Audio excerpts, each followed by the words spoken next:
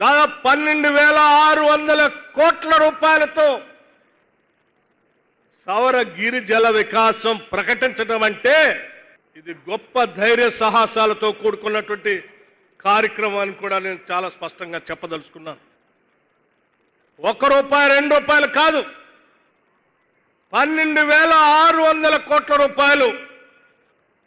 అసలు నీకు భూమే లేదంటే భూమి ఇచ్చి ఆనాడు సోనియా గాంధీ గారి నాయకత్వంలో వచ్చినటువంటి ROFR పట్టా ద్వారా వచ్చినటువంటి భూముల పైన పట్టాన్ని సంక్రమించేటట్టు చేయటమే కాకుండా ఇచ్చిన భూమితో తలెత్తుకొని బతకటం కోసం ఈ రాష్ట్ర ప్రభుత్వం మంచి మనసుతో ఆలోచన చేసింది. భూమి ఒక్కటే కాదు, భూమి చదువు చేసుకోవటానికి కావాల్సిన నిధులు ఇవ్వాలి. చదువు చేసిన తర్వాత మనం గతంలో చాలాసార్లు చూసాం, ఎక్కడ అడవిలో పోయి మన అన్నలు మన కుటుంబాలకు సంబంధించిన తల్లిదండ్రులు పంట పండించుకోవటానికి పోతే ఫారెస్ట్ వాళ్ళు పోలీసు వాళ్ళు వచ్చి పంట పండించుకోనికుండా చెట్టు కట్టేసి కొట్టిన దృష్టాంతాల్ని మనం గత ప్రభుత్వ హయాంలో చూశాం.